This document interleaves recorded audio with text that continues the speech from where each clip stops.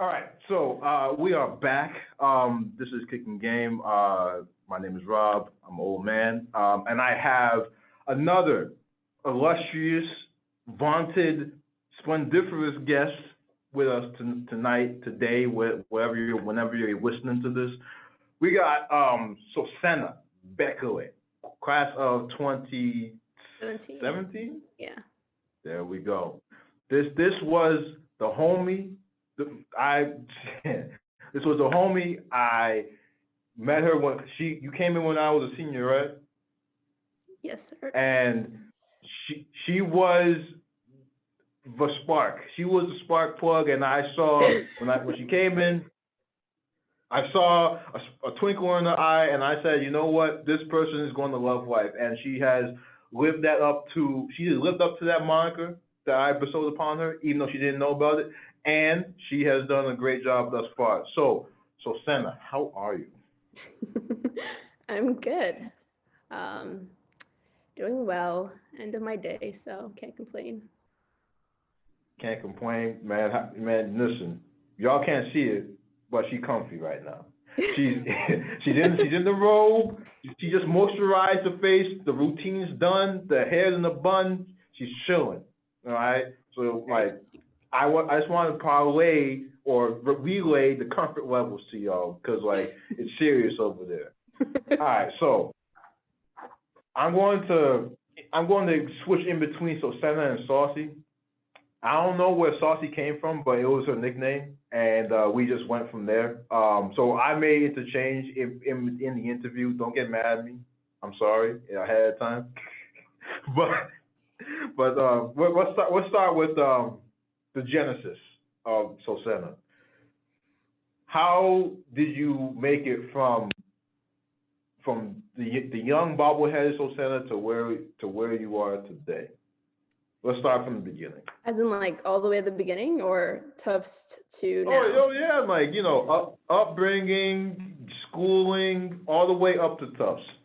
Okay, so I was born in Ethiopia, lived there for about 7 years, and my family and I moved to Angola, spent about 3 years there, then moved to Denmark for 5 years, then came to New York to finish up high school. So I've moved around quite a bit. And I went to a French school my entire life. So all those different countries, we were in a French school. So English is actually a language I picked up not that long ago, like maybe 10 years ago. So that's always my excuse whenever I fumble things.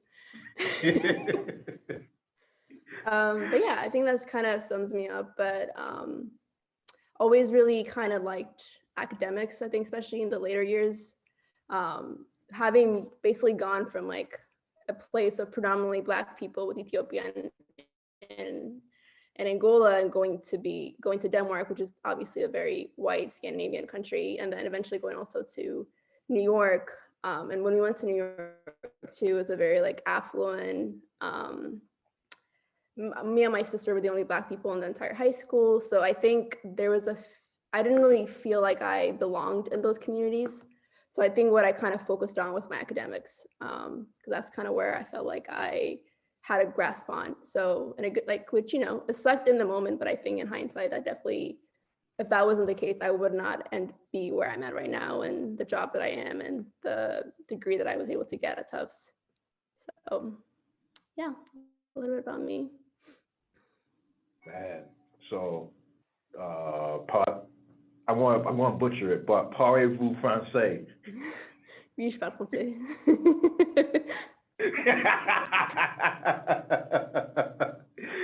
Listen, French is my language, but I'm trying. I've been trying to learn the languages, and Spanish is a killer for me. Even though it's like the same Romance languages, I know I have to put time into it. But like you being able to speak and then just pick up English after the fact, that's dope, man. I gotta say. All right. Who, what when you first got to Tufts, right? What was your mentality walking in? Like, so you just came out that the rich kids school in New York. you had your schooling in Denmark. You had your schooling in Ethiopia as well. What were you expecting when you got to Tufts for the first time? Honestly, I think academics was like, Was it pre-orientation? I think it was like the last day of pre-orientation. I think like a bunch of like the Okay. seniors were on campus, and it was like I think after like a boat party or something, and I came into. Oh, fit. Yes. So it was a fit boat cruise, and one of my housemates was part of the fit team, Ernie, Okay, it was. and and I see this girl walk into the house to sit on the couch and start just blowing it down. I'm like, wait a minute, what? Hold on now. I'm like, hi, how are you? What's your name? and it was great to see because like even though you just came in and you didn't know anyone but you just felt comfortable, it was still like, you know what, we'll give her a shot. Like we'll see what's going on because she's probably new, she don't know, but let's give her a chance. And man, am I glad we gave you that chance because I'm telling you people, this was a spark plug, man. She was a spark plug. She was vibrant, and she was able to bring up a room. There's always a center of the universe amongst a group of friends. So center was always that center where people would follow her based on what she wanted to do. And I always saw her with her friends floating around, but they'd be following her, and then they'd be following her because she knew the people. But she was brazen enough to knock down that door and be like, "Hey, hi, how are you? My name's Sosena. What are you doing?"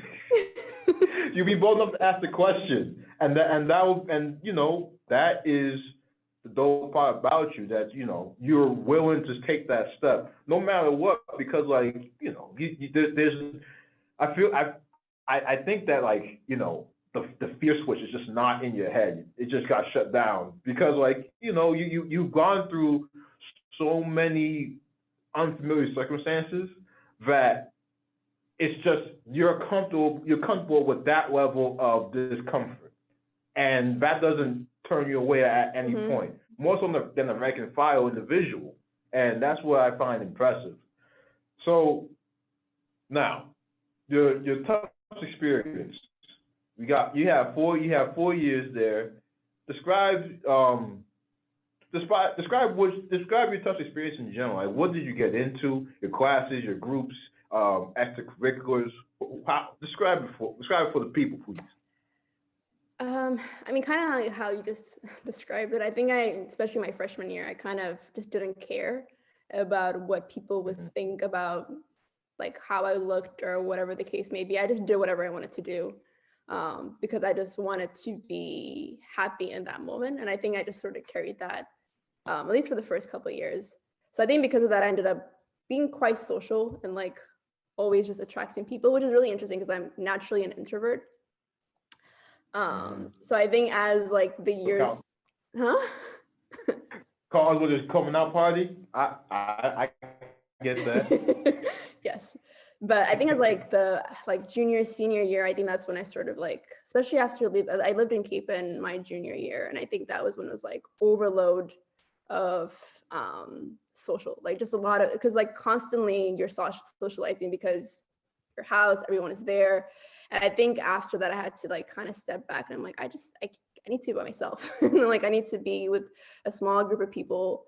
And I think that's kind of what I did my senior year. And I just sort of stayed within my friend group and chilled out a lot more than what I had done before.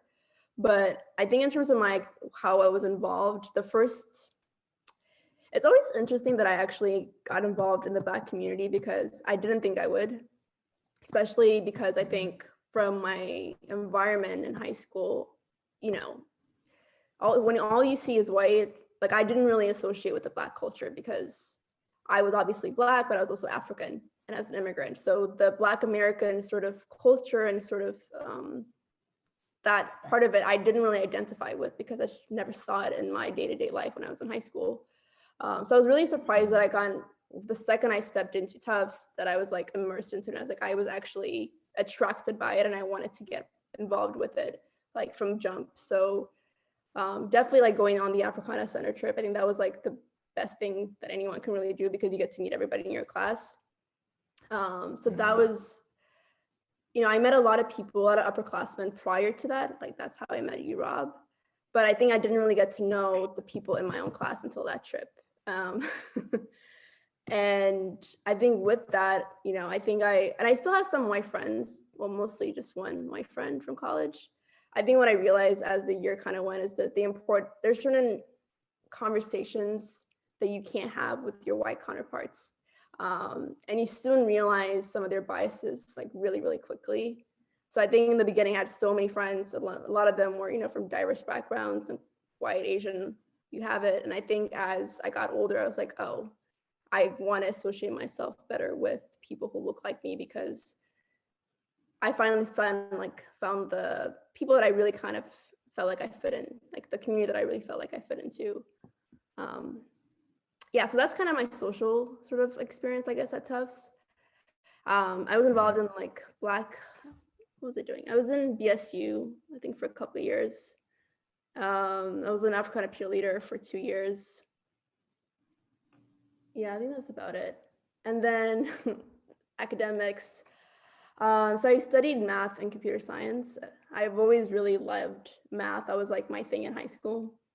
And I remember even like freshman year when we were signing up for classes, I would literally went on, what do you call it, the course list that they give you. And I was like looking up the funnest math class to take. And I literally just picked like the funnest one, even though it wasn't for freshmen. And I was like, I don't care. And then I took that class and it was mostly sophomore and junior, was linear algebra. And I remember the professor, I went up to her and I was like, hey, I know I'm a freshman, it's my first semester, but I don't even know what I said. I said something about lines like, hey, like, this is me, I guess. And then she told me, oh, I think you should drop out of this class because this is going to be very hard for you. This is, a class for upperclassmen. This is your first semester. I don't think you'll do well. And I was like, okay, cool. And I was like, you clearly don't know who I am. Like literally, I was like, But yeah, like by the end of it, I think I was like one of 3 people that got an A in that class, and she became my advisor. So I think it's like that story, I think I always sort of like use as a way to always kind of boost my confidence when I do feel low. And I'm like, even when other people doubt you, like you have to really believe in your skills and know that you can do it. So whenever I'm faced with like any challenges, like at work or however, and like I feel like I'm not appreciated or I feel like I'm not good enough, I remind myself, yes, you are. You're that person that got an A in a class that was meant for upperclassmen. And I was like, yes, I am. That's that. And see, I'm sorry that your teacher's going to see what I saw. So, two to them being the advisor. I think I remember when I signed up for Comp 11, you're like, I think you told me not to take it. You were one of the people who said, don't take Comp 11, that's hard. I said, okay. Well, you know what? I got to eat my words now. If I said that, then that's just what I heard from everyone that was whining about it. And that's just what I knew at the time. I understand. And I was just doing the best I could as an elder, but obviously I doubted you, which was wrong, and I apologize. But now I know, don't test the sauce.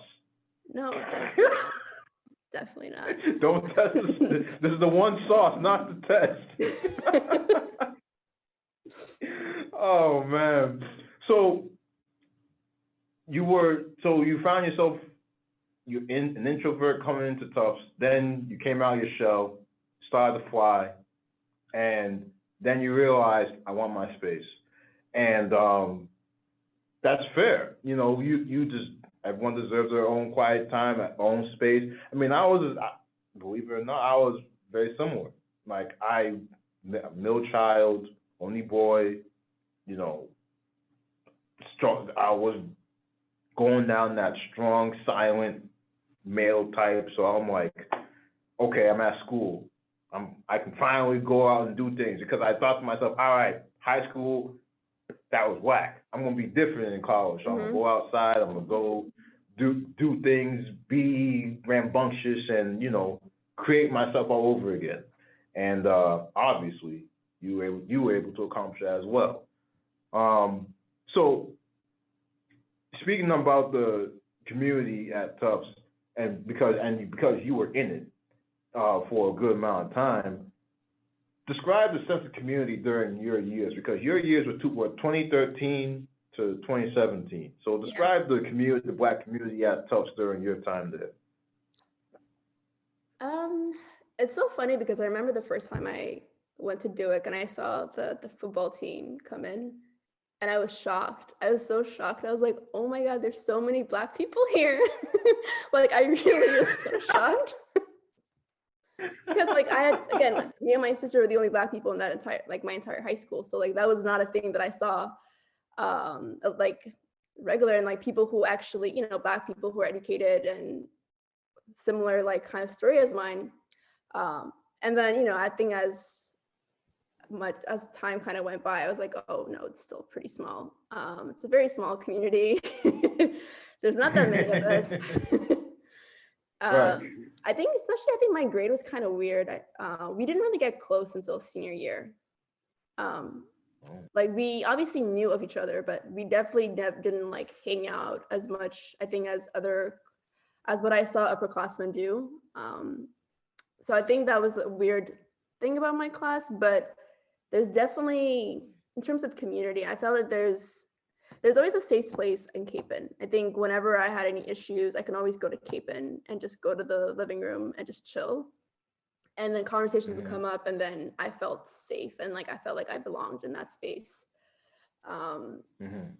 until it got too much and I had to retreat from that a little bit. But I think it was that, and then also just like the friends that I like got really close with. So like some of my roommates from juniors, mostly senior year, I think those are the people that I felt like I even consider as like family, and like we still keep in touch. Um, so that was kind of cool to see. But I think especially since it is so small, the community is not just in your class; it's also in all 4 years that all undergrads that are currently at Tufts. I think even if you're a freshman, you end up being close to someone who's a senior or a junior, and vice versa. So that's definitely something Mm-hmm. that I did like about it. I mean, that's true indeed, because just like you, I was a senior, you were a freshman. We had a nice bond. I remember I was talking to a young brother, and he was like, "Oh, I remember like one of the first times I was introduced to the community. I went over Sosena's apartment in Sogo, and we had a fun time over there. I think it was Isaiah. Remember Isaiah? Yeah. Yeah, like that, like that man was like, yeah, one of the first times I was over there, I went over to her spot and I just had a good time. She was welcoming. We was able to kick back, and I'm like, yes, that's all I wanted. That's all I wanted. So like, you were also playing a part where like, you had the space that you had the space that was already designated in Capon, you know. But I'm going to take credit a little bit. You saw that people were able to make their own space Mm-hmm. and made it their own. You Yeah. saw that, and you were around that all the time with, my class. Then you said, you know what, we can do the same. And you actively played a part in trying to do the same by making your own space and just inviting people in, whoever you wanted to or whomever felt the need to, and you made it a welcoming space. And people still look at you fondly for doing that, and that's big time, Yeah. because that is the way community is built. You get to have those conversations, uncomfortable or comfortable, regardless of color, class, race, creed, whatever, gender. They sit down and you're able to chop it up with somebody, and like you're able to really get your really get the value out of the conversation with the person that you respect, because you know you're in their space where they're welcoming you and they Mm-hmm. don't have any judgments against you. So kudos to you for doing that, for the people. But it's interesting how like you say that the people that you were with in the house were the ones you would consider family. But then I bet you have people for like who you knew all 4 years, but you wouldn't say that they're the same level as the people you lived with. What made that people you lived with in senior year? What made them different from the others? Um, Honestly, probably like where I was at in my life too. I think the people that I lived with, especially freshman, sophomore year, I think was mostly, I don't want to say out of convenience, but it wasn't people that I mean, it was out of convenience actually, now that I think about it. I think sophomore year, the people I lived with was specifically because they had good numbers. So, I mean, it's strategy. It makes sense of strategy, and you're like, yeah, hey, I like this person. They seem pretty good, so why not? yeah, I think it's, yeah, the number game thing, the lottery was, so that was, I think, one of the things. But I also think because of where I was at senior year, where I just kind of didn't really I didn't feel like the need to do much every weekend. Like I was perfectly fine just staying in. And I think because of that, and that was also how they felt too, we spent a lot of time in that suite. And I think also because we carried that friendship outside of after we graduated too, I think that's what also just sort of made it like, okay, these people I would always consider as family, because we spend that much time together, and we really got to know each other. We really got to see each other at our lowest as well. Um, and we were okay with that too, because I feel like sometimes with friends, especially in college, there's friends everywhere, right? Like you make friends by walking into the cafeteria. Like it's so easy to make friends, but not everybody is looking out for your best interests. And there's a lot of people Right. that are there to just sort of, take not advantage, but sort of see where you're at socially, want to be able to kind of use your social clout to be able to have, to get into different places. Like those type of people also exist. So I think a lot of the friends I had made before that were kind of those type of people where if they saw me do something wrong, or if they feel like if I was doing something wrong, if I fucked up, if I did something, they wouldn't necessarily try to like, hey, this was wrong, but I'm going to still be there until you fix it. They would, kind of turn their back or talk shit. So I think I've definitely noticed that between the friends I had made before. So in essence, you realize that the friends that you can go to bat with or go to war with are the ones that will check you on your shit. Yeah. And checking on my shit, but also not, yeah, exactly. But to me, not behind my back, which Like was in fun. your face, like, hey, you're fucking up. You can't be doing that. You Yeah. know this. You know better. You do better. And you're like, you're right. You're right. Fuck you, but you're right. Yep. pretty much. Yep. Yep. So you had your fun 4 years. You got out of the institution called Tufts, and then you hit the ground running in the real world. After you walked across that stage, how what describe the path between the day matriculation and now. The day of what? So, The day of matriculation, like oh, graduation matriculation. day. I Come haven't on, heard man. that word in a while. You smarter than me. You should know these things. True. I don't know. I should not know these words. Oh wait, my bad. It's the English. My bad. There you go.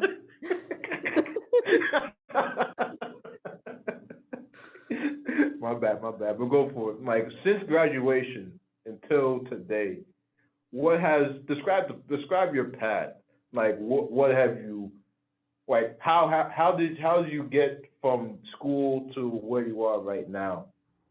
So I did an internship after my junior year at Goldman Sachs. So Did my internship there. I got very lucky in the team that I got placed in.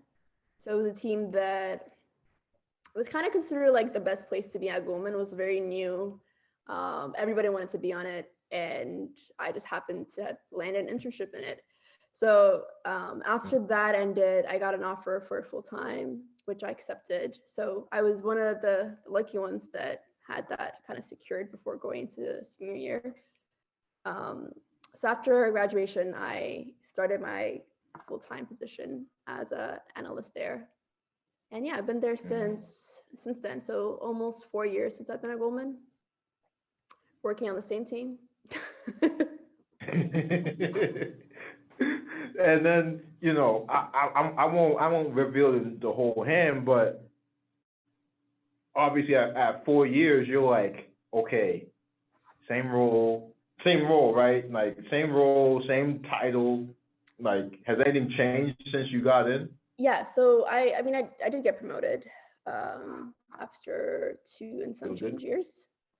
So I think what I would describe I really loved my job, I think, for the first 3, I'll say. 3, yeah. 2.5, 3 years. I think I really loved it. I think it was very challenging. I grew tremendously a lot.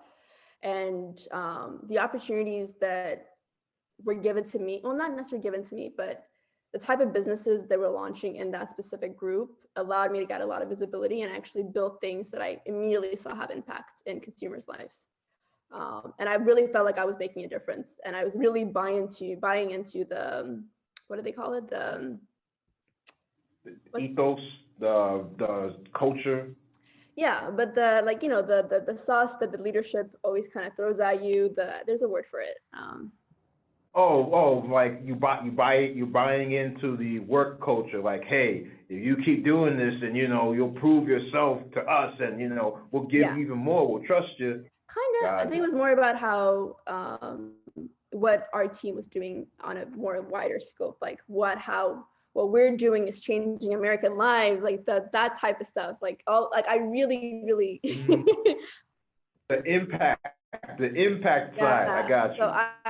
So I bought into all that, and it was also the culture there. I think it was being at the headquarters, being amongst people that were sort of my age, having friend groups there within like coworkers that I found that I was actually friends with. I enjoyed going to work most days, and I would like lose track of time, which I thought was the best way to tell if I was enjoying very regular basis. Yeah. So again, I felt like I really grew, and I even though I've only been there for 2 and some change years, I had knowledge that was more than people that have been there for 10 plus years. I was viewed as that person too, as someone that, yeah, you're better than most people that have been at the firm for 10 plus because of the knowledge that you've been able to acquire in this short amount of time. So I felt good about that, my role.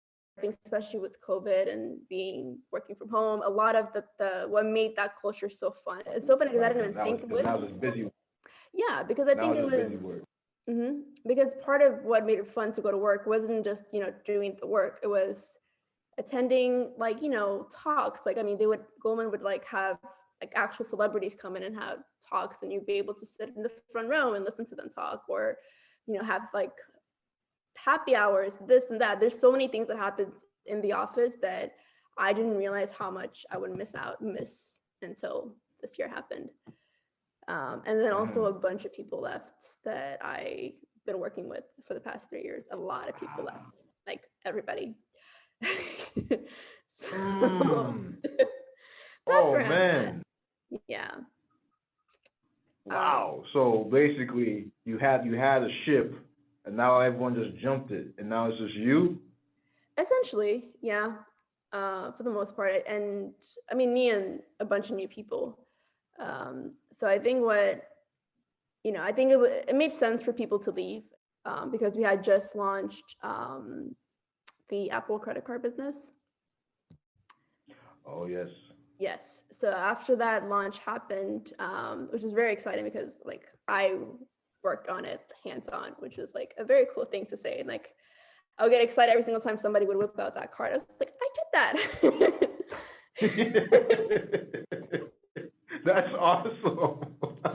But after that happened, a bunch of people left. It's like, okay, well, I did this great thing. Let me leverage this and get a really cool job that pays me more, that gives me, and that's what a bunch of people did. How have you kept in touch with the with the people that you consider family since leaving? Have you, been able to see them in New York? Have you been able to? Have you been testing them? Have you found that your circle has gotten like smaller, stayed the same since the senior year, or has it gotten bigger? What's the social life like? Damn, I would love to meet the person that says that their social group has gone bigger after college. I don't really think it's possible. But no, it definitely has gotten smaller. I think for the people that the people that I realized were really my friends are the people that I keep in touch with. I think there's definitely levels to it. So I think there's like my immediate really good friends. We have a group chat, and that's the best way to keep friendship going. Just have that group chat that people just check in on, say random things. And we try to, we all live in different states, so it's hard for us to see each other. So I think what helps is just like scheduling FaceTimes and, just having that moment where you can just talk and see each other and just kind of go back to how it was before, we all kind of went our separate ways.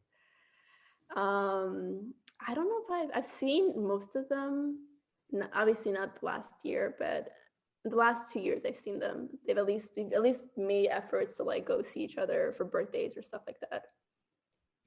Oh, And then that's good. and then I think for people that are a little bit more outside, just checking in once in a while, kind of just making sure, hey, remember me? We're still friends. We're still Want to make friends. sure How you're are good. you? How's Oh man, I'll say it once and I've said it once before and I'll say it again. Your network equals your net worth. Like, I'm sure that you know how to keep high quality people around you, but it's also those people that that are arm's distance away, that they can also play a part, and you can also play a part for them. And the people that don't expect it, once you reach out, they're like, oh man, yeah, I forgot about it. Hey, yeah, how you doing? Yeah. And that plays a big part for them because they're really it reinvigorates like the investment they had in you and the investment you had in them. That's part of the reason why I love talking to old friends or younger friends like you, because it's like it's not just people that I went through the struggle with. It's like this you're one of the prototypes of like someone that I've tried to give my best guidance to, and it's cultivating in a certain way. Now, of course, 90% of it was just you, your mindset, your skills, whatnot. Because I didn't tell you to go as Goldman. You figured that out on your own. But it's a beautiful part of seeing the value in people where you don't know where this person will go, but because I value and that others value, like yourself, you value people on a deeper aspect. You can see that, oh man, this person did this, but now they're all the way over there, and like they're crushing it, and I'm happy to see them. And you're happy because you get to see the growth of the individual. Mm-hmm. Like I know I told you this before. I'm happy because I've seen you grow over time. I got to see you from like spark plug, carefree into like true businesswoman. So it's cool to see. Or and like you stayed authentic throughout, which has been the impressive part. Life is not easy, and it's impressive to see people or to see someone like yourself who has been able to stay true to who you are. And even though you may not know who you are at this point in time, you're still figuring it out and you're staying authentic to a certain aspect of yourself, which is ideal. And that, and I don't want to give you your flowers because it's very important that you understand that. But I already know you understand that because you have that self confidence that says, I don't even need Rob to tell me this, but because I already knew it. But it's nice that he told me because that means someone else sees it. Well, I appreciate it, Rob. It's always good to hear it. So, again, give credit what credit is due. So, speaking of giving credit what credit is due, let's go back to Tufts for a second. Throughout your 4 years there, do you feel, or is it your opinion that Tufts prepared you adequately for what you're going to see once you graduated? Kind of. Not really. Not for the most part. I mean, a lot of it you have to figure out on your own. I think the part that I would say Tufts helped me. I mean, I always kind of think of this. I think like college is supposed to make you smart. It's not actually supposed to give you the skills that you use in your sort of day to day when you're working and in the industry and whatever the case. But it makes you how to analyze it. It helps you know how to like take something, break it down, figure out how to solve it. And depending on your major, you tackle those very differently. So I think that's something that I would say I obviously used. And even in my specific role, I think especially for tech people, and you think that it's very easy to take the stuff that you learned in college because like you're learning how to code, and if your job is software developer, obviously that translates into your day to day. My role was very different. It wasn't a software developer. It was a very specific niche type of engineering that I never had actually learned in college. So I had to do a lot of learning on that by myself. But what helped me was the ability to say, hey, remember when you took that class and you didn't know what that was going on, you still was able to figure it out. Approach just the same way and you'll be able to figure this out. Remember that you're smart. Remember that you know how to do this. And then after I kind of gave myself that confidence boost, I was able to tackle all the different things that I had never seen.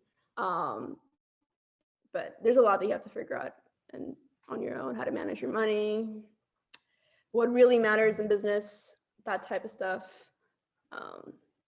Yeah. Is it in business, is it more skill? Is it more what you know or who you know? Obviously it's who you know. It's a little bit of both. Obviously, you need to know your stuff. I think people are good at calling out people's bullshit, especially if you really want to get that respect. Figure out what does my manager care about, what does his manager care about, and let me work on that. Because that's going to give me the visibility and that's going to give me the credit. And that's how I'm going to be able to actually succeed in this industry and in this business. Yeah. See, that's key. You just quoted, you basically just weighed out 148 laws of power, never outshine the master. So that basically means, listen, you report to somebody. Someone told you how to do, showed you the ropes on how to do this job. It's in your best interest to make them look good. Because you make them look good, they will look out for you. But if you want to outperform them, they're going to look at you as competition and then stifle you.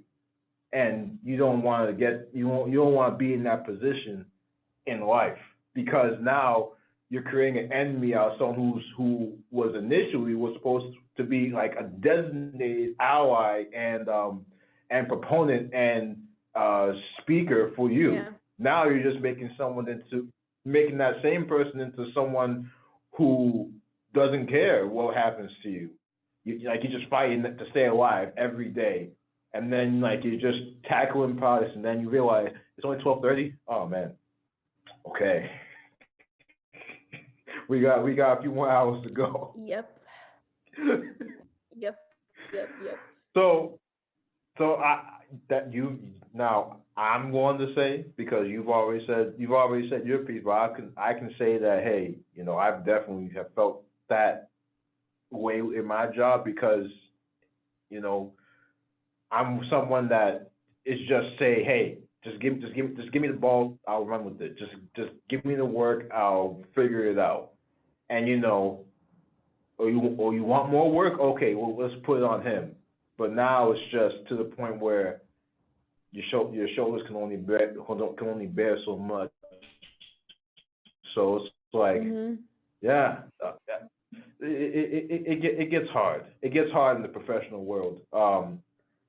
One thing one thing I do want to ask about the professional world is when it comes to and this is something that I've gotten help on, but I still have yet to ask. So perfect timing to ask the professional. Creating boundaries. How have you gone about creating boundaries in your work world? You know, whether someone presents you with opportunity or someone presents you with a job to do, like how have you gone about it to be like, okay, I want to do this, but doing that, I'm not comfortable with that.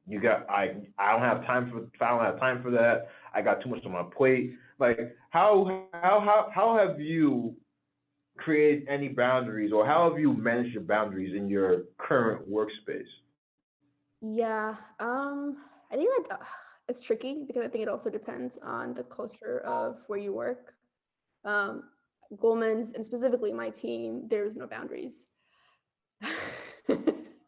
And that's sort of what the culture is. Mm. It's very much like it doesn't, I don't care how long it takes you to do it. I don't care if you have to stay up all night, get it done.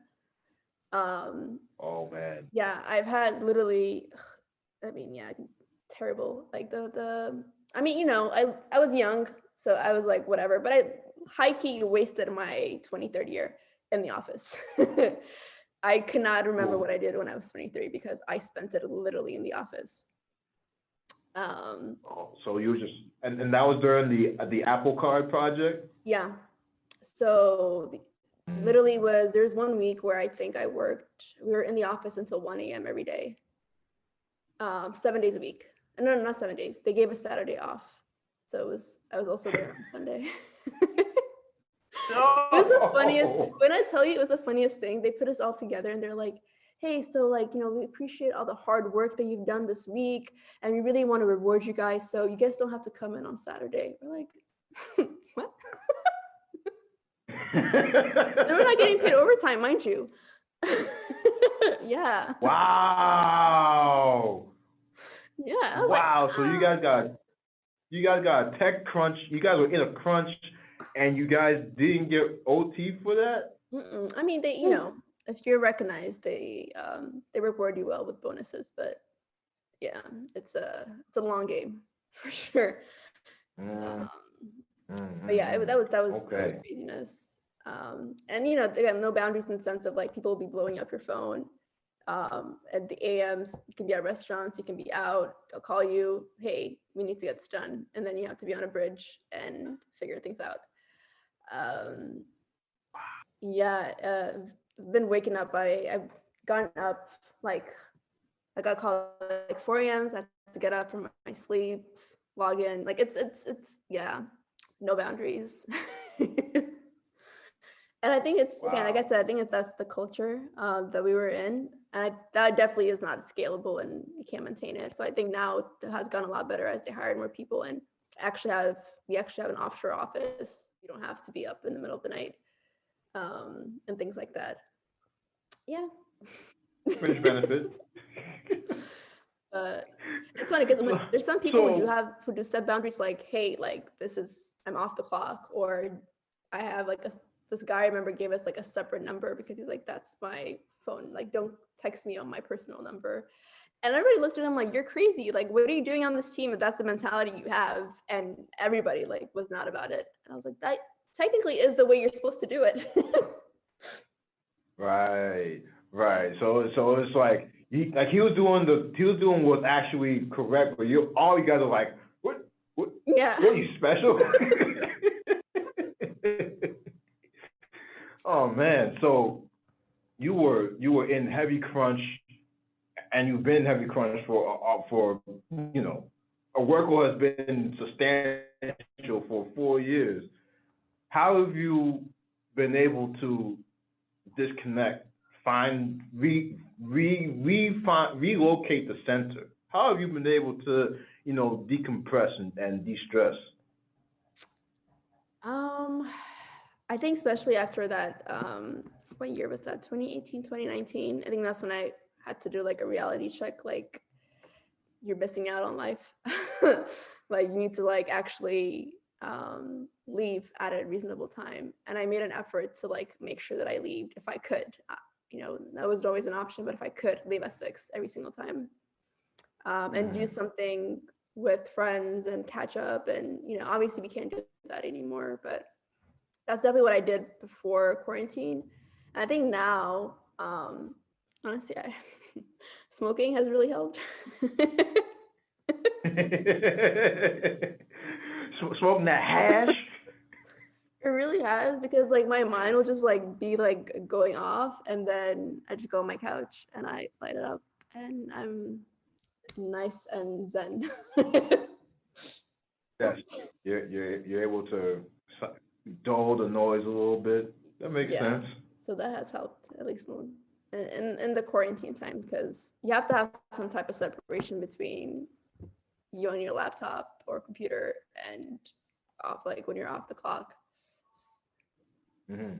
In the past, I believe that we talked about like, were you able to go on like walks up and down the streets? Or you still do that? Oh, we can't do that in the winter in New York. Ah, nah, Yeah, the nah, you winter in can't it. do that. So I moved. So one good thing that Okay. happened was I moved to a new building in New York, like a really nice Hmm. building that has a really nice gym. So that Yep. has also been another way for me to escape. I go to the gym a lot. I'm getting strong, Rob. Oh. Like actually, like I have like actual Oh. gains. Oh, we out here. Yo, she built, guys. Y'all can't see it, but she built out here. She got the definition. I'm getting there. I'm getting there. I can do a push-up now. I'm getting there.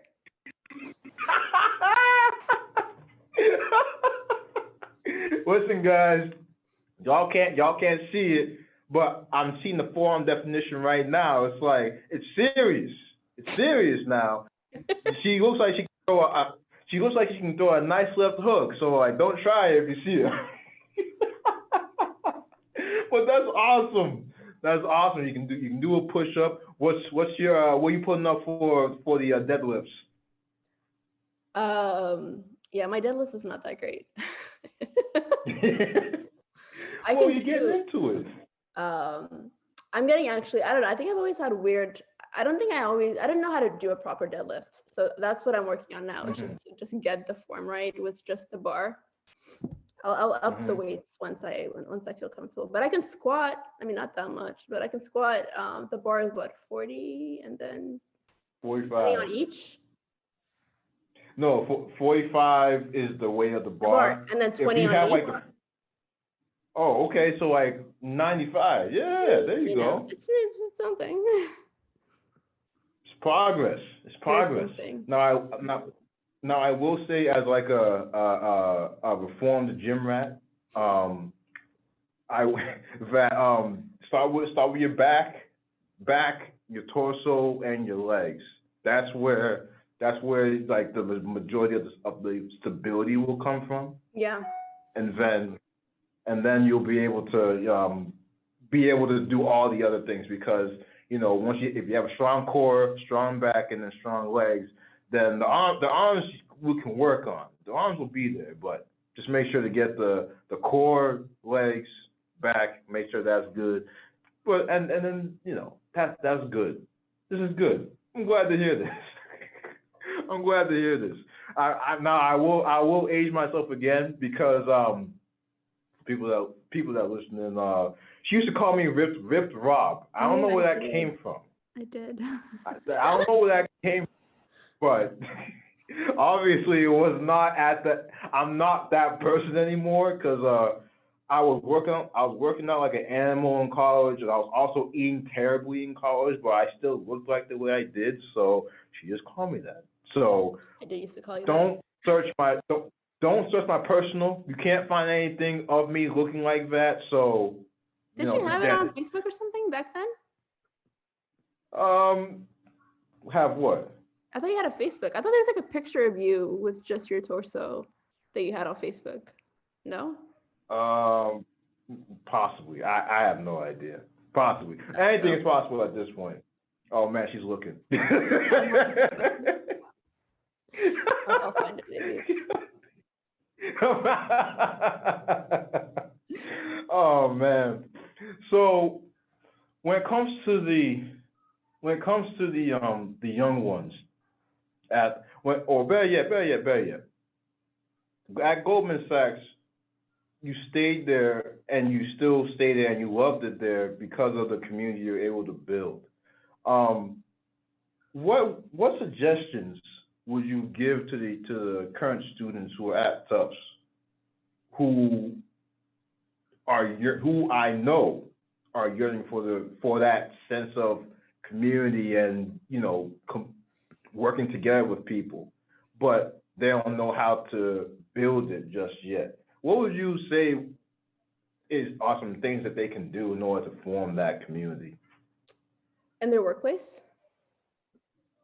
Um, in the workplace, number one, after they graduate in the workplace, but also for students that are currently in school, trying to create bonds with each other. I mean, it's kind of tricky. I don't know what can they do right now with quarantine, like currently. Mhm. Cause I'm gonna be honest. I think that the way I formed friendships and stuff has just been by walking around campus and or going to events. Um, so I don't know what it looks like in today's world, what they can do, but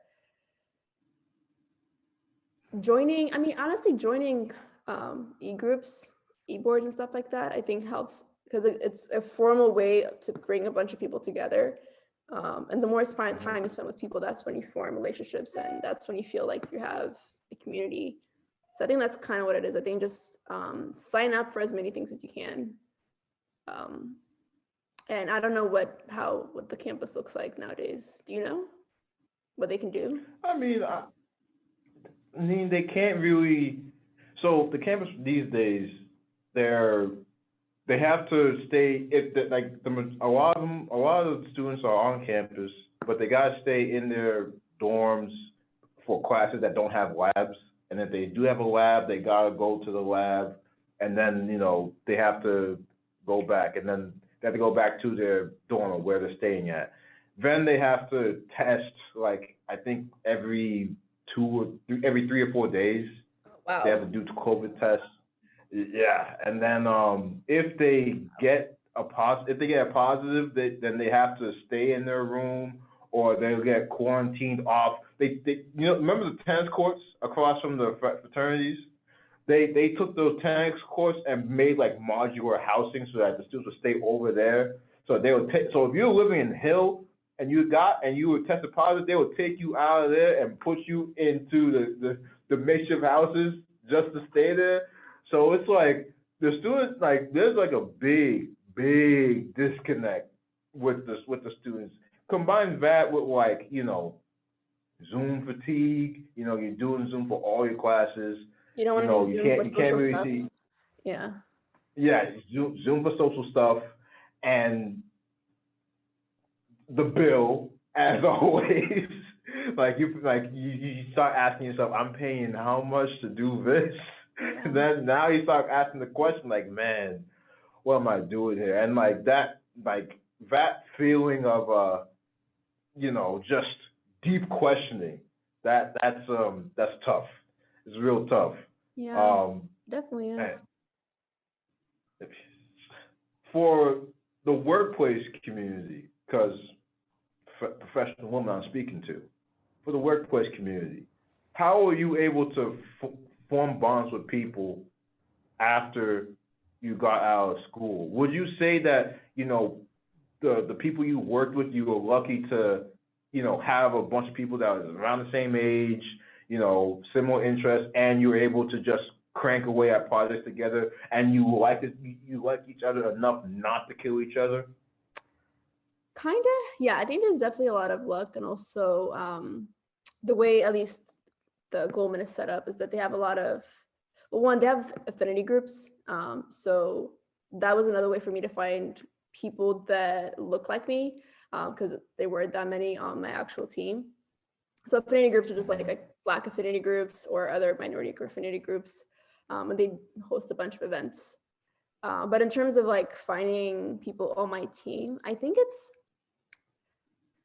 because I approached work. I was very open and like about my life. I would make jokes. I think just like being not so serious about work, and just cracking a joke left and right with people, I think that made them also comfortable around me. So I could be working with someone and I'm making a joke about something, or I'm laughing about something, or I'm telling someone about something that happened the weekend before. That automatically makes me closer to that person. And I did that with a lot of different people that I think if I hadn't worked with them, I probably would not be friends with them, or they would not be friends with me, just because we come from very different walks of life. But I think doing that and being comfortable enough to be myself has helped me form friendships and people that I, enjoyed spending time with outside of work as well. Okay, that's good. So basically, be yourself, Yeah. be authentic, and do not apologize for being so. Mm-hmm. And try to be, I don't know, just don't take it too seriously sometimes. I think it helps. That's the best part about it, man. People, do not take life seriously. Even though life is serious, don't take it seriously, please. It's, it's too hard to be, uptight over everything, man. You gotta learn how to laugh at stuff because, shit's going to happen, good, bad, ugly. But hey, man, if you as long as you're still able to laugh about it, it's not that bad. It's not that bad, you Mm-hmm. know. Just it's and having that mindset is a testament to just mental fortitude, which I think is basically saucy in a nutshell.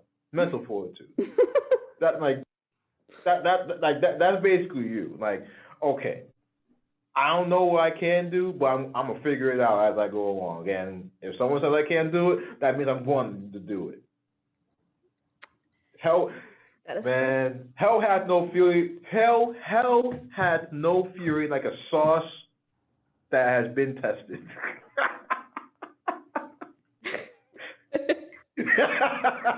But you know what's crazy though? It's nothing.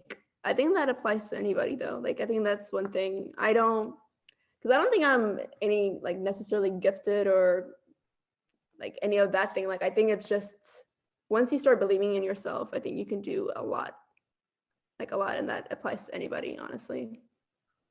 Because I've seen that a lot with people who, I mean, obviously, there's constraints that are outside of your will, not everything, but I think in terms of things that, if you're gonna limit it to school and you're already in a place where you have the opportunity to learn, and if you already have the opportunity to grow in a workplace, don't get intimidated by people around you and just sort of believe that you can do it yourself, or believe that you can achieve it because you have the capacity and you have a mind, and you just have to break things down and take it at your own pace. And you can really achieve a lot with that. And you can, I think, even take that outside of workplace too. I think if you truly believe that you have something the world wants, build it for yourself. But you really need to have that inner confidence to do it. Indomitable will. That's basically what I'm getting. And it's good. I like it. The main thing I will say to you is also you can go fast by yourself, but you understand this well. You only can go so far on your own. You need that team with you. And if you're lucky enough to find that team of people who have that same indomitable will, that belief in self, you guys can make a card. That's true. Yeah. I hope that Goldman sends you like a framed Apple card so you can hang up, because that's cool. Yes. They would not do that. Those things cost money. Anyways, let me not spill more tea. I feel you come very far, but I also know that you're ambitious. So where do you see yourself in the next, let's say, 18 months? And um, not even business. Not even business. Just sauce the person. Just so center the person. Where do you see yourself? how old would I be? 18 months, so that's a year and a half. Mm-hmm. Um, I don't know, honestly. And I think that's the thing that's kind of the part I'm in right now. I think I've been very lucky with how my life has progressed, where got into a good college, got an internship while I was a junior, got a job right out of, college as well. I haven't really had to sit down and really think, where do I want to go with my life until this year.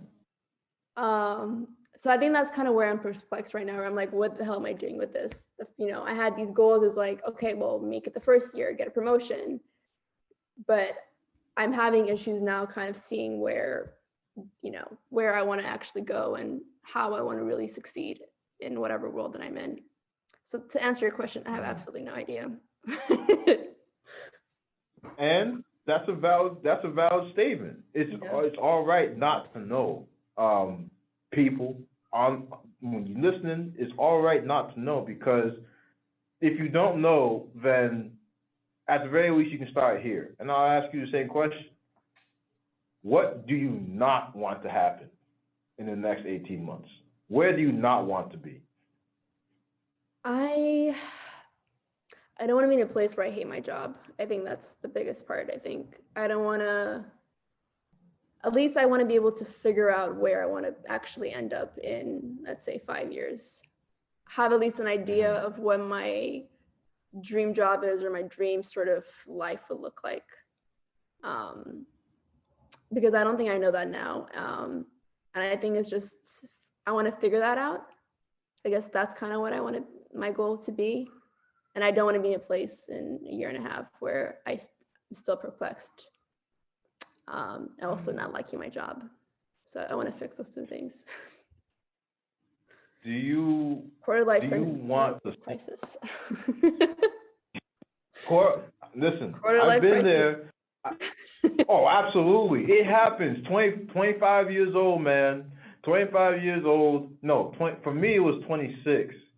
And 26, I decided I 26 I was making a little bit of money. I saved up, scrounged up, and then I said I had like 10 I had 10 G's in my bank. I'm like, wow, I never had this before. It's finally happened. So you know what I did? I went out and I got myself a muscle car. And that was the dumbest shit I could ever do in my life. And it wasn't even like working. I had to pay. I bought a Dodge Charger for $2,000 off a government auction website. And then I had to ship it up to Boston. Then I had to fix it, Oh, make it no. roadworthy, and then all these things. I'm telling you, quarter life crises are a thing, but you gotta get past it. And Yeah. then once you're on the other side, you'll realize, God damn, I was stupid. But that's the beauty of it, man. You get to laugh about it. You get to be like, I did some dumb shit, but hey, I got past it.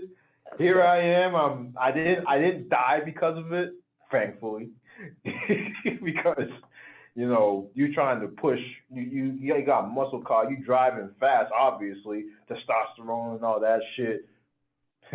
You still have it?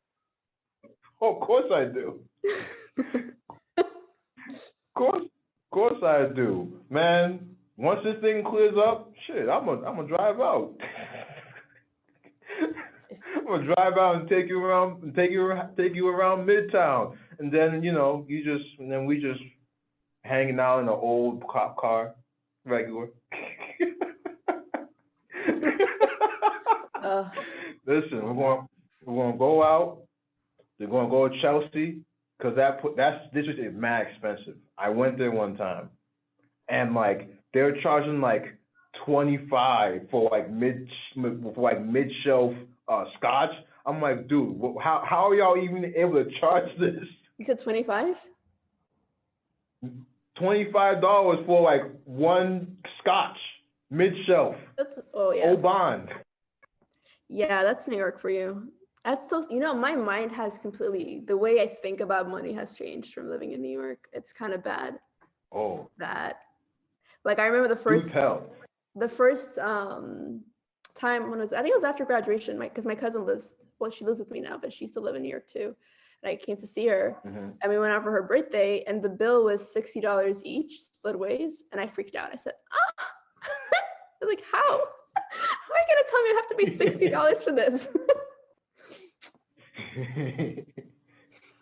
$60 is cheap now in my head. It's just sad. It's not cheap. It's like, oh, this is like. Oh, it's all right because you're used to like, okay, a rooftop dinner may cost you $225. Yeah, something. I mean, I don't spend. No, that's a lot. I wouldn't spend that much by myself. I've done it a few times, but that's like a special occasion. But 60 now it's regular. I really almost had a little heart attack the first time I saw it, though. So I was like, how? I have no money. I'm like, what do you mean? I'm a broke ex-college student. Why are you charging me this money? Literally. So how fast did you get acclimated to the spending style of New York? Quickly, unfortunately, way too quickly. Yeah, I mean, honestly, because it's hard not to spend money when you live in New York. Like, you literally go out, and I mean, now it's easier because I don't leave my apartment that much. But before, it's like you leave the house.